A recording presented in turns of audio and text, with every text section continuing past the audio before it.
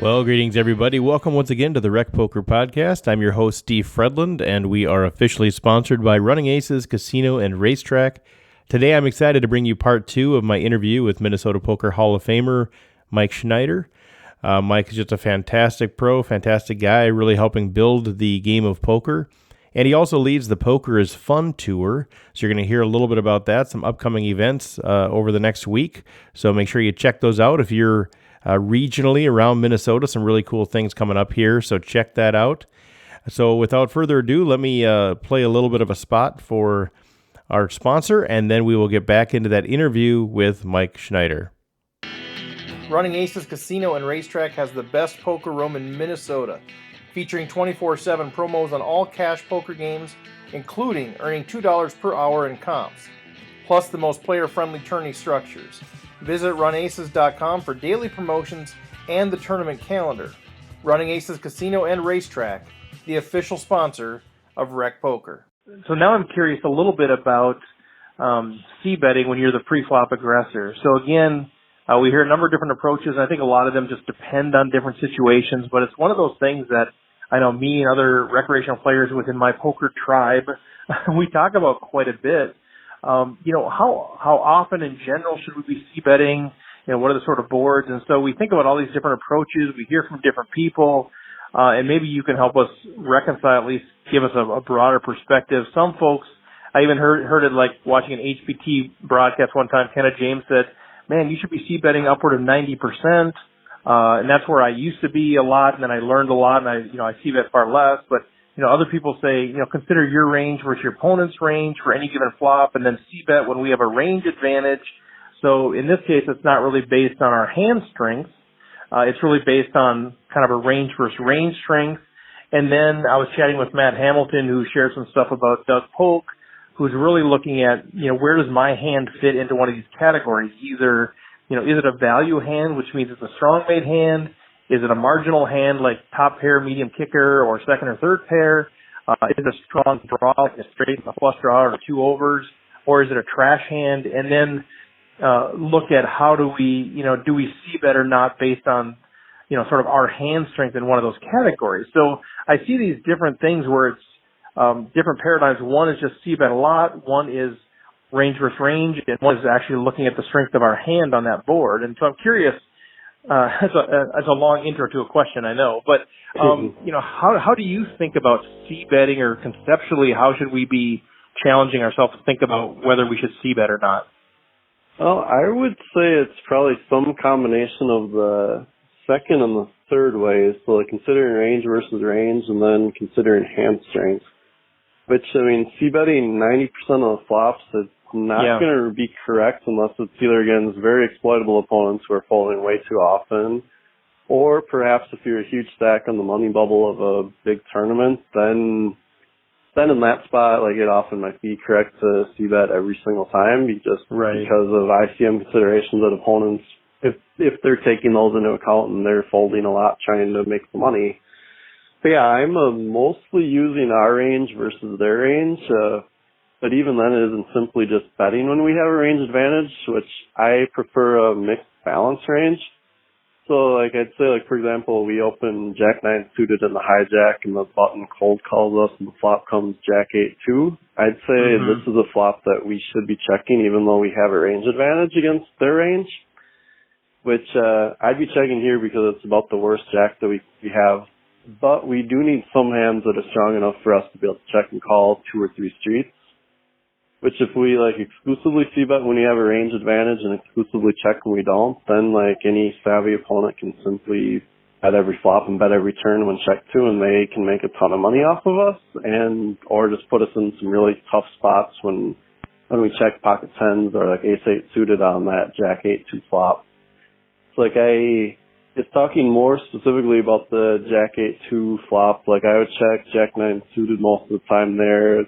Any of the eights with a kicker above the jack, which I'm picking those because a lot of times people cold call with king-queen suited or king-10 suited. If we check to them, they might check it back. And I'd like for the chance for them to be able to turn a king, and then we have king-8 and we made 2 pair to their 1 pair, and we get to hopefully win a lot of chips off of them. And then plus, just by having an overcard of the board, it helps helps protect a lot of the ways that turn cards might be perceived to be bad for our hand, but it just blocks some of the ways that those overcards can affect us. So then, thinking about like in that spot, like sorry to interrupt you, but like yeah, no problem. So if you have Jack 9 and the flop is Jack 8-2, let's say, regardless of what you have, you bet pre-flop and they called and the Jack 8-2 comes up, you have a range advantage. So, some people would say, okay, well, you have a range advantage, you should fire, but you're saying, well, okay, yes, I acknowledge I have a range advantage, but now based on what I have got, I'd say a medium strength hand. So I'm going to check with the intention of calling, whatever that is. So, does that same thing hold then if you have, an ace king, you said, kind of an ace 8, king 8, that sort of thing, that maybe holds there, but like, say you completely missed, you have ace king, or say you open with pocket fours, or you have jacks, or, say queens, a pair above the board. How do you sort of reconcile all of those things, or is it almost in every situation it's a check on that board and I'm either going to call or fold or, 3-bet or re-raise? Yeah, I'd kind of, so like combining today with what we talked about last time, I'd kind of look at it as far for like whether to c-bet or not, I'd look at it as like with that Jack 8-2 rainbow flop, if I have ace king suited and I have the backdoor flush draw, I'm probably going to be betting like 1/4 pot just due to the whole reason of trying to make sure I get to see a turn card for pretty cheap. Whereas like if it was ace king offsuit, I might check there, and if they bet large, I'm just going to fold. If they bet kind of smaller, I'm probably going to take one off and see a turn card. But yeah, then a lot of those other hands, like you have to, like a good chunk of our range should be either the strong value hand, so like we're probably going to be betting like pocket queens there every time, ace jack every time. But then I'm still mainly concerned about making it so that my checks on the flop aren't so exploitable that an opponent can just barrel every street and expect that I can't call them. So that's why I want to include some of those hands like Jack 9 suited. And I'm probably going to check a set of 2s on this flop too, just because that at least guarantees that I have for sure one hand that can check and call whether you put every chip in the pot or some of the chips. Like we want to make it so that not only our opponents fear our bets, but we want them to fear our checks a little bit too, which once they fear our checks, then it just becomes a heck of a lot easier to play pocket 7s on a Jack 8-2 flop. They might check it down and we get to win without ever having to make a decision. Compared to we check, they bet the flop and we have pocket 7s. Like, well, this guy's kind of aggressive. He could have queen 10 here. He could have ace 5 here. And then we just, like, if they don't fear our checks, we just get in a lot of really crappy spots with a lot of our range there and we check. So I try to keep that in mind when assembling a range there of what we're betting and checking, which I'd say, predominantly we are going to be betting our strongest hands and our best draws, but we need to mix in some checks with our best hands, and we need to have some marginal hands still be bets. That's so good. So and for example, a hand like pocket 4s, and sorry there, a hand like pocket 4s, like I'd still bet that flop, because the other part you need to, like, anytime you're c-betting is, you need to ask yourself, like, how am I going to feel if I get raised here? So, like, if pocket 4s, if I bet and I get raised, like, I don't care. Like, okay, I have 2 outs, like, every time, at best. Right. Occasionally I get bluffed by, like, 10-9 or queen 10, but most of the time, it doesn't matter if they raise. Like, I'd love to take it down here, but if they raise, like, oh, well, that's okay. Whereas... That's what I was going to say, like, so the case that where you're continuing betting your quarter size or your, third size or your 4-4s, you're betting with the intention of folding to a raise. Your queens, you're betting with the intention of calling or re-raising to a raise. Your ace king suited, I guess I don't know where that falls, but so that's the idea of thinking ahead of saying, I'm going to have a balanced range. I'm going to bet some big hands and some small hands. I'm going to check some big hands and some medium hands, or some medium hands and some trash. But knowing going in, what's my intention here if I'm raised?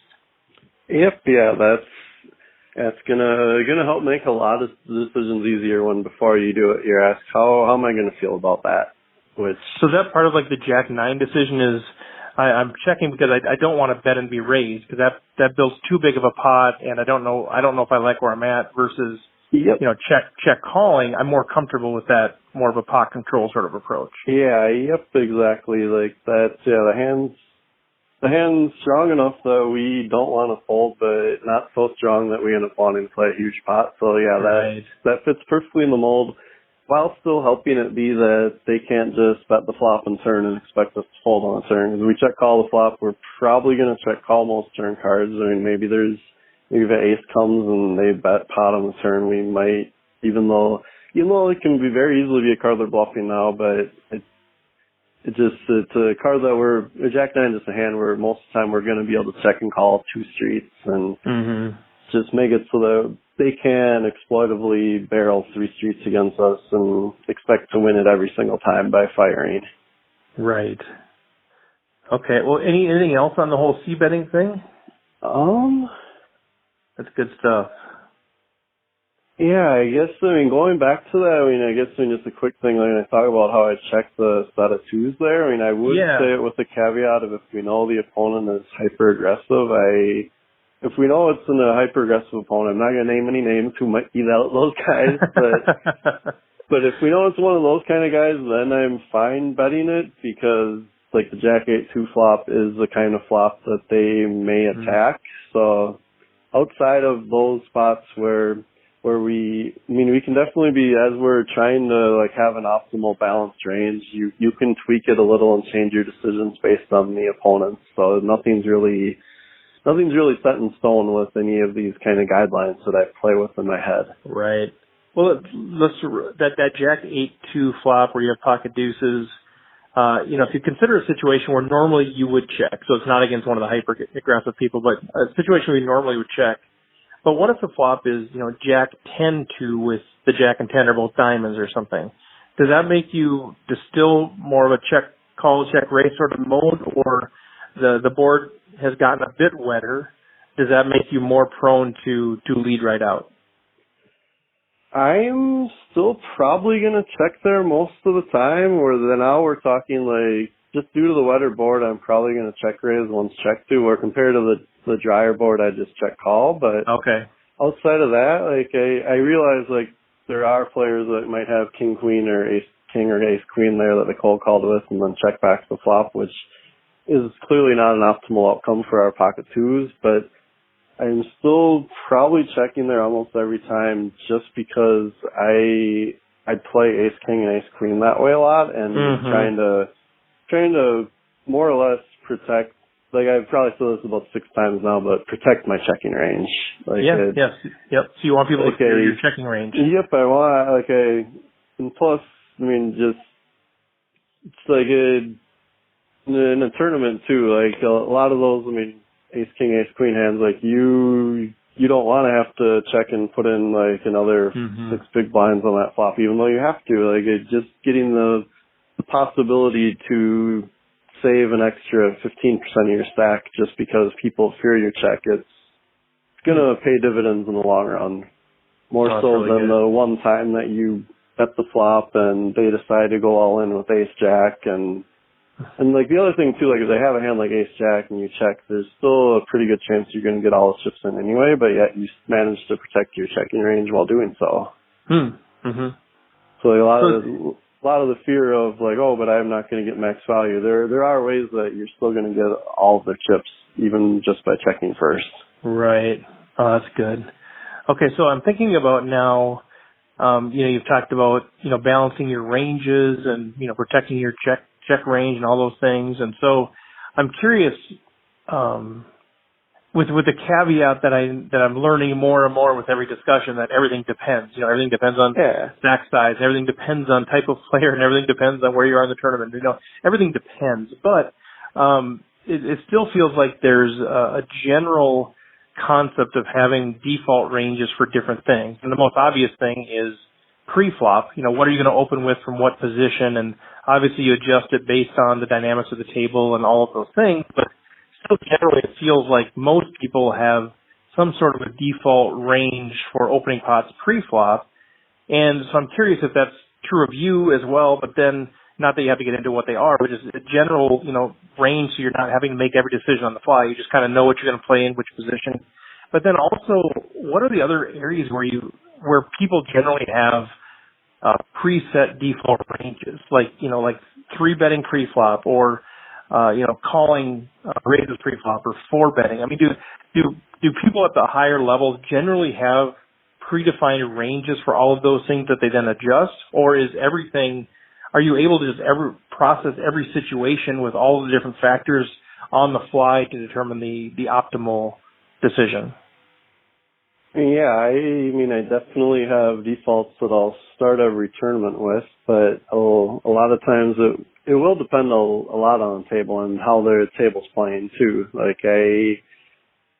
I feel like it, especially early in a lot of the tournaments around here, it's really hard to open raise an early position and not end up like 4 or 5 ways to the flop. So, right. I'd love to, I'd love to just be able to open raise king queen offsuit under the gun in these early in the tournaments, but a lot of the times at the table I don't even feel like I want to do that because I end up 5 ways and I'm out of position with a offsuit hand that really doesn't play too well unless I hit a flop really, really hard and avoid every draw out there. But the ranges too, just talking general, the ranges too really vary whether we're earlier in the tournament or later in the tournament. A lot more of these suited connector hands, especially the smaller ones, are going to be more playable in level 1 and 3 versus level 18, where now our 7-6 suited in mid position for 15 big blinds, it really isn't worth anything, whereas level 1, when we had 150 big blinds, let's get in there, that 7-6 suited. So, in that kind of way, situationally, based on the chip stacks, it's really changing a lot. So do you have that, is that, well constructed for you as far as, okay, I know my ranges are, my default ranges are this, and, here's how they change based on stage of tournament or based on number of big blinds? Do you just kind of have that framework that you've worked out over the years that is your default strategy, or do you feel like you're just kind of adjusting everything on the fly? You know what I mean? I know you're always adjusting, but I'm trying to get my arms around, do people say, no, here is what my opening range is, here's what my 3-betting range is by position early in the tournament, and then once we hit, 50 big blinds or whatever the number is, and then once we hit 20 big blinds, or, how do you just frame that up? I'm curious, how much of it is it's sort of structured, and how much of it is this free-flowing adjustment? I'd say, probably 75% structured. I know early on I'm not going to be playing certain hands under the gun, and then just as the chip stacks change, I'm probably taking out even more of the hands, and a lot of that's just pretty structured with a little bit of variation. If the table's playing really tight, I'm going to add in a bunch more hands because I just am happy to steal one, especially once the antes are in play. Then I'm really happy to just steal the blinds or get heads up and have a solid chance of getting to take down a heads up pot. But early on, I'm never open raising pocket 4s under the gun unless we've played for 2 hours and everybody's playing really tight, or unless every hand's going 7 ways. Then I deviate and say, all right, we're going 7 ways. I'll just even limp 4s under the gun. Right. Or 2 hours in, every pot's heads up, okay, we're under the gun. I'm going to open raise 4s, even though I know on a standard table I probably am just folding 4s under the gun. But in that kind of way, that's how the deviations start to come in. But yeah, overall, I pretty much enter every tournament with a pretty solid, fairly rigid framework of what hands I'm playing in which position. And the 3-betting, though, on the converse, 3-betting is a lot more of an art than a science to me, where that's more, even though I guess it still is, rigid in the sense of, again, guys that play a ton of hands, I have one set of ranges, against guys that are tighter, I have a whole different set of ranges. But in that kind of way, 3-betting, I feel is a lot more in the moment compared to what hands I'm opening, where that's a little more of a rigid, by the mental chart kind of guidelines. Okay, so it's more player dependent and situationally dependent, and you still have probably a range of things that you would consider, but it's not it's not the overwhelming factor. And then the other thing with the pre-flop ranges too, and just really focused on trying to construct a range that still predominantly, I mean, big cards and big pairs and stuff, but still like mixed in with having a 6-5 suited and having a 9-8 suited, still in my early ranges often enough so that like one of the things that's important is constructing pre-flop ranges in a way where I still have board coverage no matter where I'm at. Like people can't just assume that 6-5 2-flop never ever hit me unless I have a big huge pair. Like that's like I'm not gonna play like 8-7 suited every time under the gun, but I'm probably gonna be playing it like 25% of the time under the gun, like that kind of pre-flop range construction, so that it is possible for any board to hit me without playing every single hand to make that possible to happen. Because obviously, if you play 100% of your hands, then every board can hit you. But we're trying to aim to play 20% of our hands under the gun, but still make it so that people have to be worried that any board can hit you. They know you're capable of having the open. Even if it's not that often that I have it, just for them to know that it's a capability that yes. Mike can have, like the turn comes a 9, yes, it is possible Mike made it straight there, even if most of the time he didn't. I played with him a year ago, and I remember he had, and people do remember those kinds of things. Yeah. So I'm curious, we got to get rolling pretty soon here, but just even, you mentioned, and a few other players have mentioned this, and I haven't really dug into it, but you said something like, in that case, I might play that hand 25% of the time under the gun. And I'm curious, though, okay, if I get this hand under the gun 4 times, I'm going to play it once. Is it, how do you know which time to play it? Is it sort of this random thing, or is it more like, okay, I picked up 8-7 suited here, but, I've been fairly aggressive, so this is not the time I want to play it, or, man, I've been kind of card dead, so this is the time I'm going to play it because my image is good. Like, how do you decide if I'm going to play something, just half the time, a quarter of the time, how do you decide which times you're going to play it and which times you're not? Good question. So if I don't have a table image yet there at the table, it's entirely based on card suits actually, which is a very, very easy way. Like if there's certain hands you want to play 25 or 50% of the time, you can just before the tournament decide to yourself, all right, today clubs are my suit. Or for like 2 suitors, like both the black suits are. So, which like that's the thing where like it might seem like if somebody is aware you're doing that they could exploit it, but they really can't, especially once maybe if I play clubs twice, maybe I'll be like, all right, now my suit's hearts instead. Like you can change up the suits whenever you want. It's still effectively random as far as when you are. But then I said that as far as if I have no table limits, it's going to deviate some. If I've opened 4 hands in the last 10 hands and my suit was clubs and I pick up 8-7 of clubs under the gun, I'm not going to play that hand just because. Okay, yep. Just because, even though my game theory optimal pre-flop build says I should, I'm going to deviate from there just because I don't think my table limits is gonna get my raise through enough to make it worthwhile to try. Because people are far more likely to 3-bet you if you bet. Yeah, 3-bet and or cold call, either one. It's some combination of using what I think people are perceiving my hand range to be coupled with, then picking out 1 or 2 suits that are my suits that I'm going to be using for that day or that level or however you want to do it. Yeah. That's fantastic. There's no way, but the deck's built in a way to make it pretty easy for you to randomize your hands in that kind of way. Which is the same way how you can do that with hands that you might 3-bet or 4-bet with pre-flop.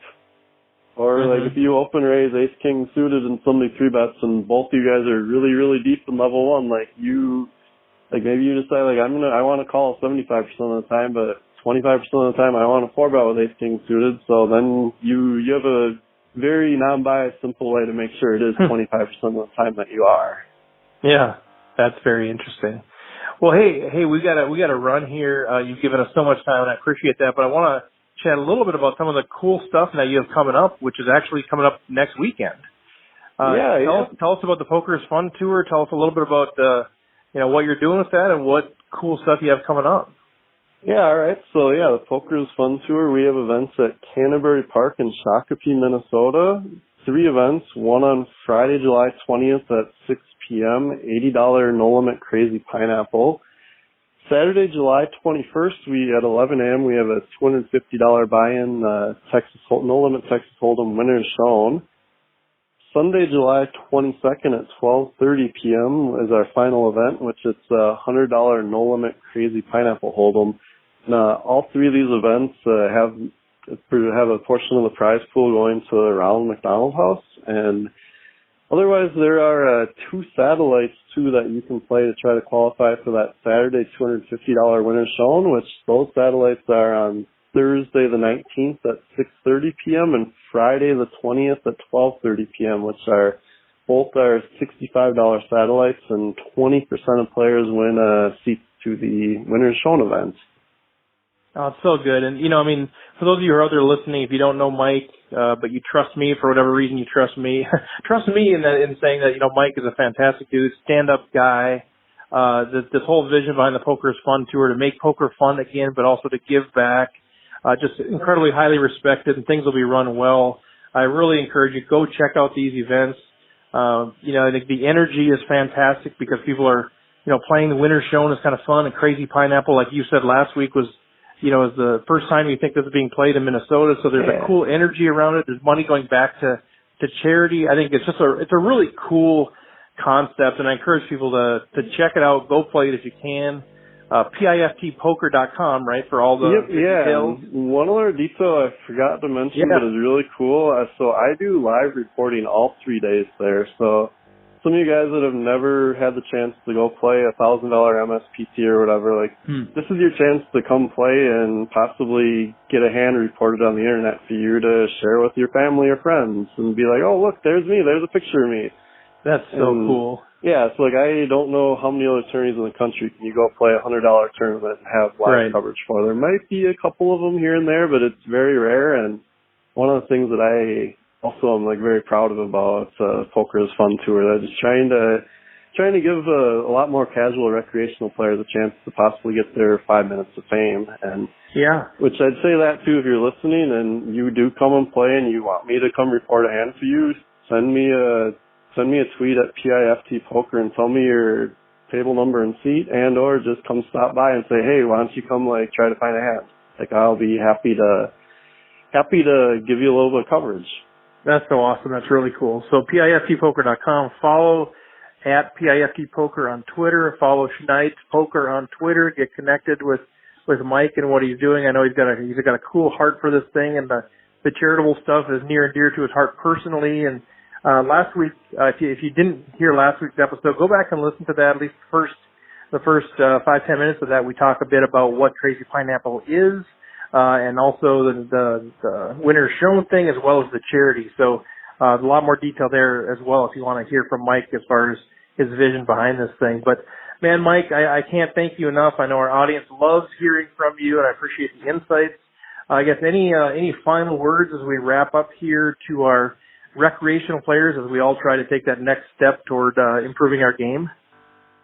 I'd just say, keep grinding at it. There's no wrong way to approach things, and just a lot of because I play poker too, I realize not everything is the way how I originally thought. So I mainly just keep an open mind, and everything I've said over these two podcasts, I'm not claiming that everything's 100% perfect poker strategy or thoughts. I'm open to the possibility that things I said in a month, I might say, no, that was totally wrong. So, just as you're studying, look at things with an open attitude, and I think you'll be amazed by the gains that you can make in your game. Love it. Well, thanks so much, Mike. Yep, and I'll see you around, and I hope we get to chat again in the not too distant future. We will make it happen. Thanks, sir. Yep. Well, there you have it. Thanks again, Mike. I appreciate your time. You're one of those folks that people just keep asking for. We want more from Mike. We want more from Mike. So happy to be able to provide that, and just grateful that Mike is willing to share. And once again, if you're in the area, check out the Poker is Fun tour down at Canterbury Park. Some really fun stuff going on down there. And Mike is going to be, as you mentioned, live reporting it and giving you all a feel for what it's like to be covered in the press as you're playing a tournament. So thanks to Mike. Thanks also to all the recreational players. Just been overwhelmed by the growth in the podcast, which is super fun. But more than that, it's fun to see the brand being out there, patches everywhere, T-shirts everywhere, sweatshirts everywhere, hats everywhere, and it's just starting to grow now. So if you're interested in helping us build the brand, I appreciate that. It's very encouraging to me. As we do that, it's just a real honor to be able to chat with some of these great professional players, some of the great recreational players, and really build what I call my poker tribe, which is those folks that I enjoy hanging out with, I enjoy talking to, and are actually, in the meantime, helping me become a better player, but in many ways helping me become a better person as I learn different perspectives on the world. So thanks to all of you. Thanks to our guests. Thanks to the Rex. Thanks to Running Aces for sponsoring the show. And with that, we will chat with you next week. Good luck on and off the felt.